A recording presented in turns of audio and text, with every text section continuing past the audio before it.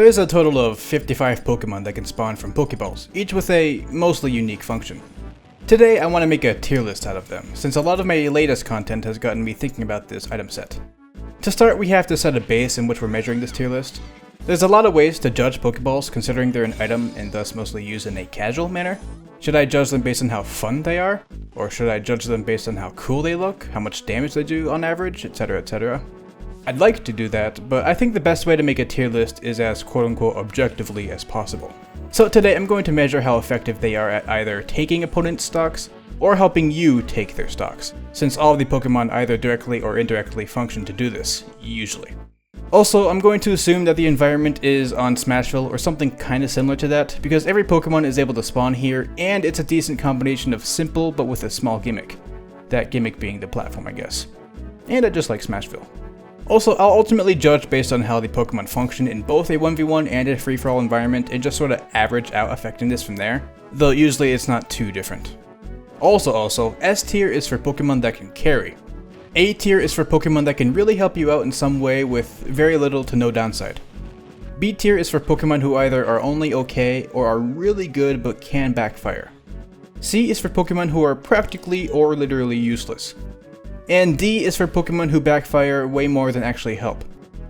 I think leaving it at 5 tiers makes it easier to digest. Also, subscribe to the channel for more casual content if you like what you see here. Formalities done, we're going to start with how they're laid out in training mode, which by the way is ordered based on Pokédex number. So we start out here with Alolan Raichu. Overall it's pretty solid, it can deal good damage at low percents and can KO at the side Bellossom. It sends opponents off stage, which is nice, and it's pretty good in free-for-all since it can hit a lot of opponents at once. The thing is, its effectiveness at these things varies wildly, especially since it doesn't stay out for too long. But overall, it's pretty effective, so I put it in the A tier. Vulpix is a pretty simple Pokemon concept, but even though they can't really KO on their own, they basically provide a constant supply of stage control wherever you spawn them. And I gotta say, this is basically just PK Fire. You know, that move that everyone hates because it's like really good? Very easy to combo off of if the opponent happens to get caught in it. And its range is pretty diverse if you spawn it near the center of the stage. However, they are pretty easy to avoid, and their turnaround animation if you happen to get to their other side can be a bit slow, but overall they're very effective at assisting you, so I'll also put them in the A tier. Alolan Vulpix is in a similar yet different boat. Its range is better, but it still lacks KOing power. And true comboing off of a freeze is harder and less guaranteed than the fire, and you deal less damage to a frozen opponent. However, at higher percents they stay frozen for longer, which can give you more time to either add damage or set other things up. So while it's not as good for comboing into KOs, I still think it's good for dealing overall damage and maintaining stage control. So they also go into the A tier. Oh, and I should mention that these tiers aren't exactly in order within the tiers. I might make some bits of order obvious, but overall I kinda don't care, the general idea is still there. I'll point out any subtle bits of order whenever it's necessary. Meowth is pretty simply a damage dealer, and it's really good at that. If you spawn Meowth at the right spot at the right time, you can get your opponent to KO percent almost instantly, especially right by the ledge.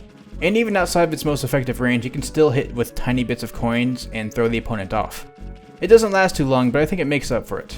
It either does a ton of damage or stuns the opponent for long enough for you to just KO them. I put Meowth in the A tier. Abra is our first example of a mixed bag. On one hand, it can help in edge guarding the opponent or just getting them away from you. But on the other hand, it can also save the opponent by stopping their knockback or perhaps just helping them recover. Not to mention how the stage has to be really big in order for its teleport to really hinder someone's recovery. Overall, can help sometimes, but more often than not, it does more harm than good in my experience at least. And it's definitely way more of just a fun gimmicky one, so I put it in the D tier.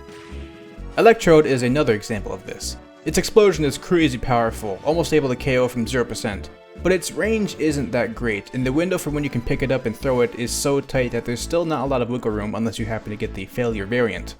Plus the explosion affects whoever spawned it too, so not only can it easily backfire, but it can also be used directly by the opponent against you.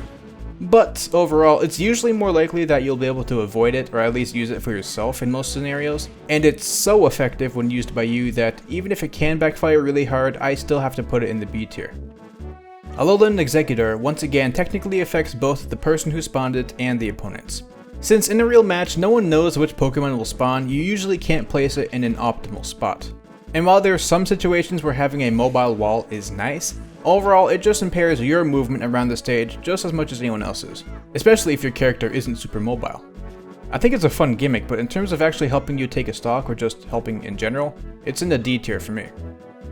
Some people think Goldeen is useless, but really the Pokeball they spawn from can be great for combos. This is half a joke, but while Goldeen is useless, it can't actually backfire against you either, so I'm just going to keep it at the bottom of C tier. Staryu has the potential to be really devastating if used properly, especially if the opponent gets close to the ledge. It should just be a free spike KO, or just any type of KO in general. The thing is, though, if the opponent changes their verticality at all before it starts firing, it becomes kinda useless. And since its startup takes a while, this is easy for the opponent to pull off. However, if you manage to keep the opponent trapped before this, it can essentially guarantee a huge combo, but since it's also really easy to make completely useless, I'll put it in the B tier. Okay, so here's the thing about Ditto. It functions on various levels of stupidity. Which one it is random, but even at its less stupid level, it's not really useful. It can pick up some items for you, like Dragoon parts, but even then, it's stupid.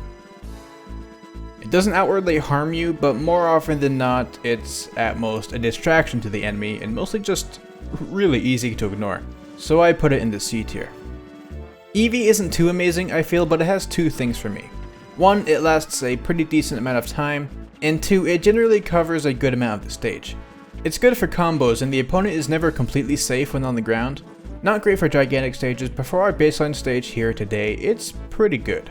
But not great, so it only gets the B tier. Snorlax doesn't last long, but it's got some really good coverage and really solid KOing power. And even if it doesn't KO, it's usually got a great setup for combos due to its horizontal knockback. If you're not in a great spot, it can be hard for Snorlax to do its job, but not only does it essentially cut off a part of the stage for its duration, but it's still pretty huge, so I put it in the A tier. Moltres is our first legendary, and my opinions might be controversial, but while it can deal a ton of damage per hit, it's very easy to avoid. Granted, yeah, it does sort of create a you can't come here zone for the stage, but even if the opponent gets hit by Moltres, I feel like it does less knockback than you'd expect considering how hard it is to get hit by it. So I'm tempted to put it in the B tier. It doesn't actually help out much, and like 90% of the time I see it get spawned in, no one actually gets hit, and the match doesn't get affected too much either. But I suppose I'm putting it on the hypothetical higher end of the B tier. In past games, Mew used to drop goodies when it spawned. So while it didn't necessarily help you, it was still super exciting, especially since it's rare. It doesn't do this anymore. I want to put it in F tier because I hate what it's become, but really it just belongs in the C tier as a glorified Goldeen right below it out of spite. I love Togepi in concept because RNG things are fun, but in terms of practicality, it has either useful things like gradual damage or putting the opponent to sleep, more situational things like freezing, or outright harmful things like a smokescreen. Given the variety of goods and backfires and its not so optimal range, I have to put Togepi in the B tier. Bellossom's area of effect isn't too huge, but the sleep effect is a very dangerous one, making enemies kinda not want to go anywhere near it. And considering it lasts a decent amount of time, and you can kinda push it, you should at least gain some stage control, and if you make them fall asleep, it'll be really bad for the opponent. Sleeping is so effective that there aren't too many downsides to a not huge stage, so I'll give Bellossom A tier. Scizor is kinda similar to Alolan Raichu. It doesn't do too much in terms of assistance, but it has some pretty solid KOing powers. It can put the opponent off stage a lot, giving you stage control, and has a lot of bodies it can hit in free-for-all. Like Alolan Raichu, I put it in the A tier. Entei is a pretty iconic legendary for me. Huge range, very easy to knock opponents into it, it deals a very healthy amount of damage, and it KOs pretty early. Assuming you spike the opponent a few times while they get caught, you can essentially KO them from zero with this. They can fall out of it if you hit them wrong, and it might be less effective if you hit them into it a bit after it starts, but overall, Entei can either be a completely free stock, or at worst, free stage control. Easy S tier for me. Suicune's also a really effective legendary, but not quite as much so. Its beam does a good amount of damage, but technically doesn't KO as easily, despite, still KOing really well. It can cover the entire horizontal stretch in front of it, but it only does so for a second, which can be really easy to dodge. It does kinda put the opponent in a disadvantage by forcing them to jump over it, but overall, while it's plenty effective, it doesn't quite carry, so I'll put it in the A tier. Lugia is one I used to think was better than it really is. Maybe they changed it in Ultimate. Sure, its rising hitbox is crazy powerful, but you're rarely going to see this come into play. It can do a lot of damage if the stars perfectly align, but what's most likely is that it'll get one hit at the mid percent, do a decent amount of damage and either KO at higher percent or just leave it at that. And this is the big thing for me, Lugia barely stays out. Like, it's gone after like 2 seconds. And the effective range is really wonky, inconsistent, and not as good as you think it is. When it works pretty well, but overall I find it really easy to avoid. And overall it's kinda useless, maybe it gets one hit at most, so I put it in the B tier. Gardevoir might seem underwhelming at first, but in reality, the ability to have an area of effect reflector that has decent range and lasts a decent while is huge in casuals. Oh, and I guess I didn't really specify at the beginning of the video, but I'm sort of assuming that other items are turned on in all these scenarios as well, since like it's not very often that you just have Pokeballs on. I mean, even in that scenario the tier list isn't too affected, but I just want to point that out. Opponents are now more limited in where they can throw items, and messing up can be really bad for them. It doesn't quite carry since its range isn't gargantuan and is very situational whether or not it'll come into effect, but it's really nice to have a Gardevoir on your side at least, so I give it an A tier. Metagross is underwhelming overall. Its constant stomping attack has terrible knockback growth, so it won't be KOing, and the part of it that buries is really precise, so it's impractical. Granted, its stomp attack does set up for combos, but overall it's not great and its area of effect and attack rate is pretty bad. Also, not much of a factor, but Metagross will always fall through platforms, which can be unfortunate in some cases. Overall, I put it in the B tier, very close to the C tier in my opinion. I'm not sure which one, but it's just not that great. Latios and Latios can be nice in some certain examples. They can combo the opponent or edgeguard, or throw them off with their windboxes, but it's not too often that they'll be KOing, and in some bad cases they can actually save the opponent on accident in various ways. This isn't too common and they can do some good stuff, but they can also backfire, so I put them in the B tier. Kyogre is basically a free stock. It's less effective on certain stages, but for this one it might as well be a free stock. There's counterplay, sure, but in general Kyogre can take stocks from any percent with little input from you, and at worst it'll probably force the opponent into a hyper defensive state to avoid Kyogre, so that's an easy S tier. Deoxys is kinda similar to Entei, but a bit worse in my opinion. It does a ton of damage if the opponent is properly caught in it, but the thing is, it's way harder to get caught in the full attack. They get launched if they hit the center of the beam, meaning it's less damage or combo potential, and it KOs pretty well but not well enough. So you can't launch opponents into it really since they just pass through, and it's not as good for combo insta-kills like Entei is. But it's still quite powerful and shuts down that part of the stage for a bit, so I still give it the A tier. Abomasnow has some pretty decent combo potential, but overall its attacks are pretty slow, its punch is even easier to dodge, and it can straight up KO itself. And in my opinion, freezing is a decent but not great effect, since it's difficult to get a knockback inducing punish afterwards, and you deal less damage to a frozen opponent. Overall, I think it belongs in the B tier. Palkia is an interesting case. Sure, its body is a hitbox, but generally we're just focused on the camera turn effect. And if you're either good at adapting to this type of change or are capable of detaching your neck, this might give you an advantage, but in most situations this just makes the game harder for everyone to play, including yourself. So I have to put it in the D tier.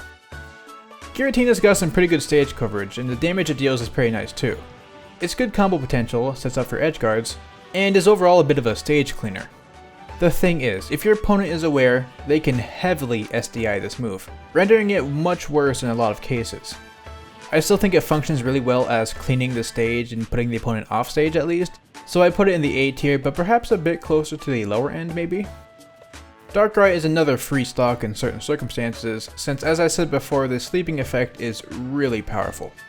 But the thing is, if it shoots its attack into the air, or if the opponent jumps at the right time, it's actually pretty easy to avoid the sleeping effect.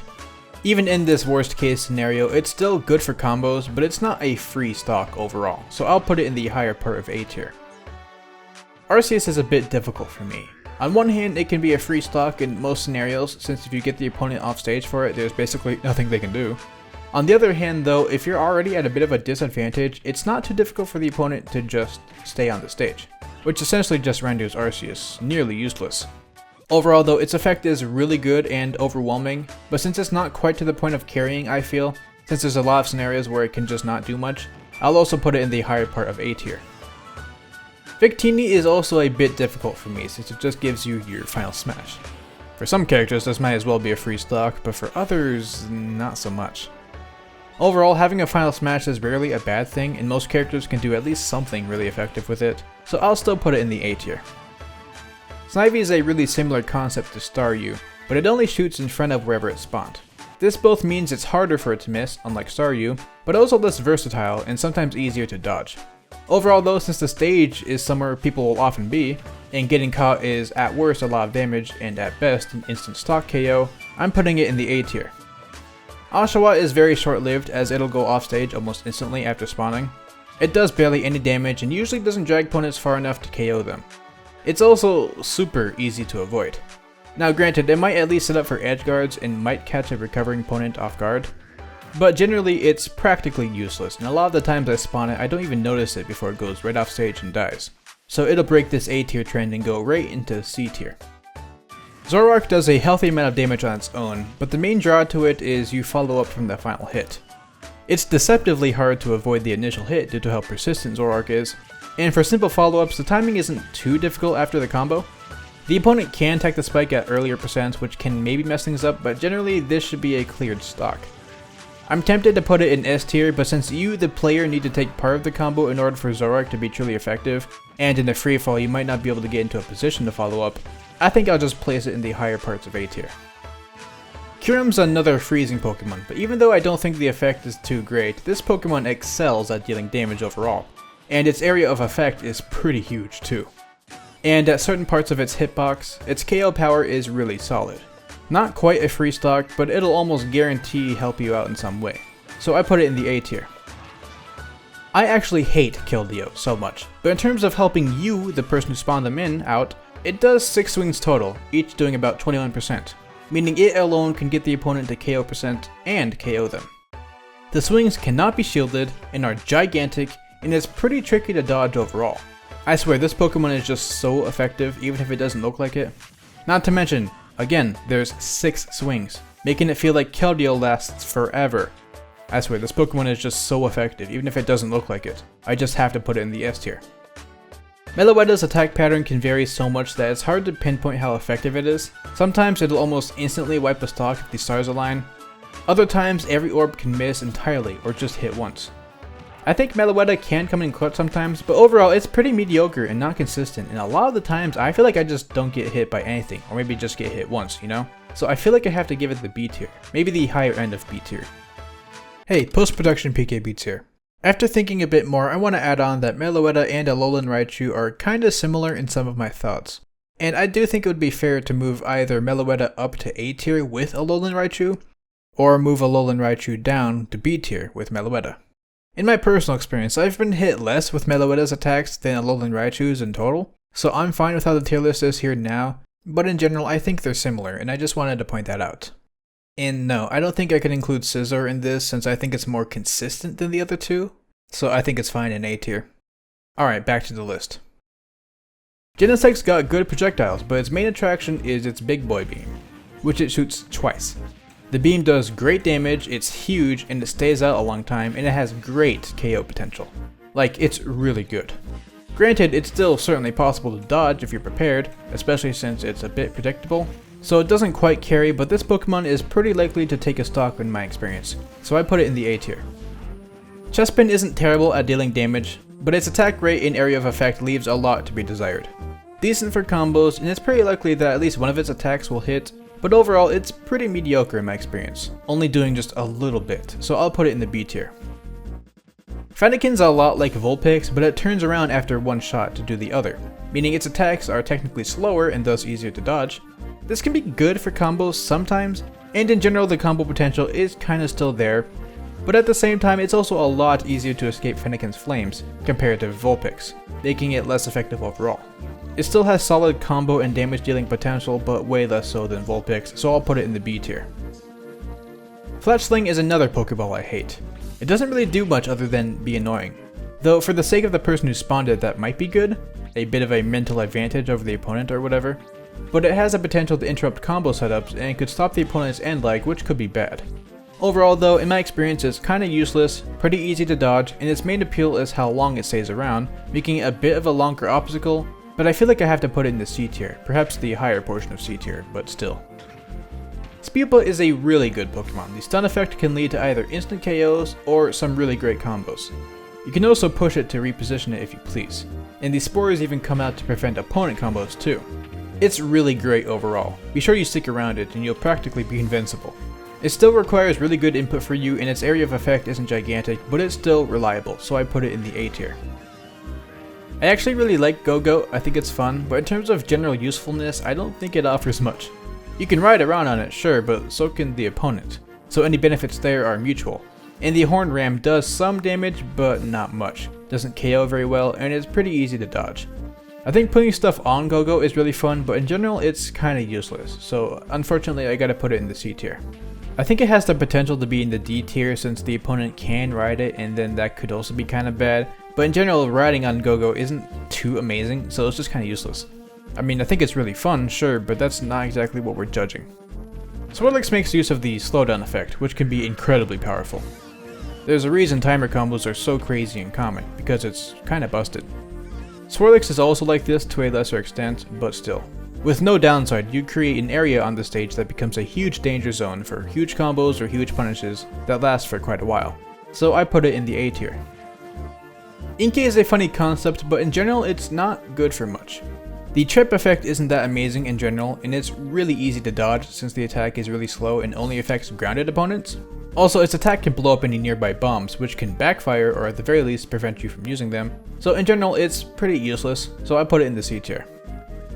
I'm a bit torn on the Dene. On one hand, it keeps the opponent in one spot if they get caught in it, which is always good for combos, but on the other hand, not only does the Dene last for a very short amount of time, but the opponent usually ends up somewhere higher above the stage, making it a little bit harder to combo with a strong attack for most characters. Not to mention how they can start to fall out of it at higher percents. So in my experience, the Dene is pretty good for dealing damage, but it's usually just pretty mediocre, so I had to put it in the B tier. Xerneas is very interesting in that it simply powers you up, meaning its effectiveness is all up to you. But the thing is, you get really strong. Like crazy strong, and it lasts for a long time. But at the same time, the moment you get KO'd, the effect is just gone. And if you're not in a great position anyways, or happen to get KO'd at a really bad time, it's useless. Overall though, this power buff is actually insanely useful and like really strong. And in most situations, it makes you very scary, so I want to put it in the A tier. At first, I was tempted to put Beware in S tier since I've seen it be really effective in matches sometimes, but really, while it is insanely strong in both dealing damage and KOing, its attacks can also be shielded, and Beware in general is very slow so it's easy to outmaneuver. It's still crazy strong and really good at taking stocks, but it's not quite the free win that other S tiers offer, so I'll put it in the A tier. On its own, Pyukumuku is pretty lame. You can pick it up and throw it, which increases its effectiveness, but this can also rescue throwing it off stage, getting rid of it really soon. You can also jump on it, forcing it to attack, which can be really good for ledge guarding, but not only is counterplay fairly simple, but even then the KO potential is pretty lame, so overall I give it the B tier. Togedemaru in concept is pretty similar to Dedenne, though each of its attacks are better at dealing damage and keeping the opponents in it, as well as comboing, but at the same time it only attacks twice in a very predictable fashion, and it lasts for a much shorter amount of time, and is fairly easy to dodge. It does some good damage, but it's still pretty underwhelming as an area of effect attack, due to how slow it is and how it doesn't stay out for very long. So I'll also put it in the B tier, but maybe above Dedenne. Mimikyu is kinda like Zoroark in that I feel like avoiding its initializing attack is harder than you'd think. If the opponent's at low percent, the attack will only do like 40% or so, plus whatever you're able to attack on. But starting as early as 30%, assuming you're able to do any type of move, that could be enough to KO the opponent, which is really early. But it's very situational how effective it is, since if it doesn't KO, it only does a bit of percent, no knockback, but it's still really good, so I'll put it in A tier. Tapu Koko's range is actually really nuts, especially on this stage. It does some good damage, but these blue bolts of lightning are insanely powerful, and the attack as a whole lasts a good amount of time. The thing is though, these blue bolts of lightning are kind of the best thing about this Pokemon, and they're not very difficult to avoid. The Pokemon's still very likely to help you deal damage or combo, but it's not super overwhelming despite its size, so I'll put it in the A tier. Solgaleo does a couple of linear attacks that does about 30% each. Granted, I don't think it's too difficult to dodge these, but its KO power here is pretty nice, and honestly the only good thing about it. It's still pretty underwhelming since it only does like 4 attacks though, but it's still really effective, And at the very least, it puts the opponent in some sort of state where they have to dodge every attack, which can also be good for you.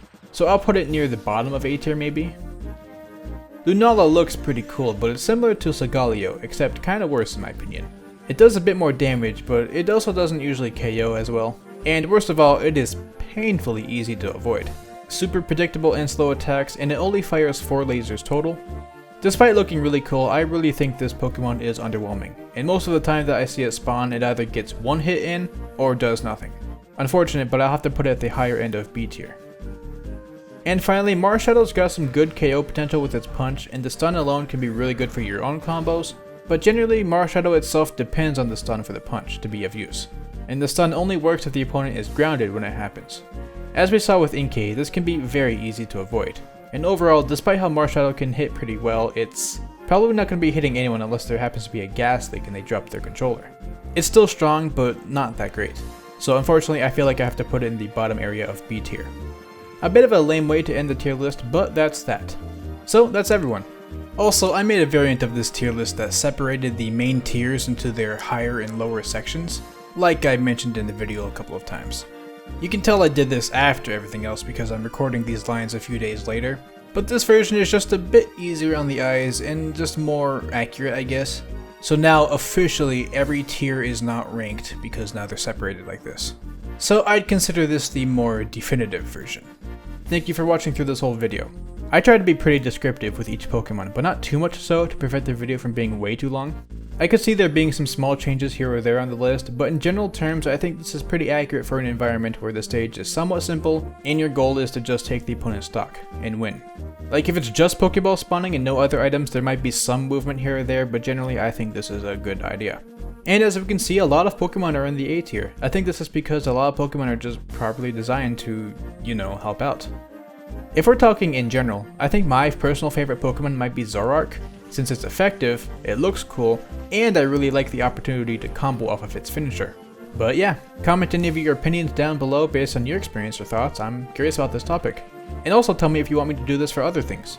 I've already done a tier list on all the items a long while ago, which was done in a much more informal format, but if you want, I can cover assist trophies next time.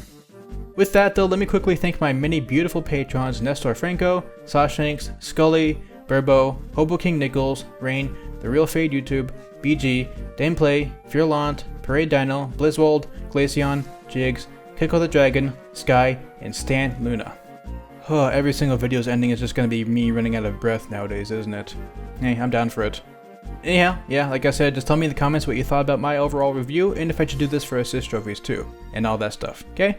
Alright, keep at it, stay casual, and I'll see y'all later.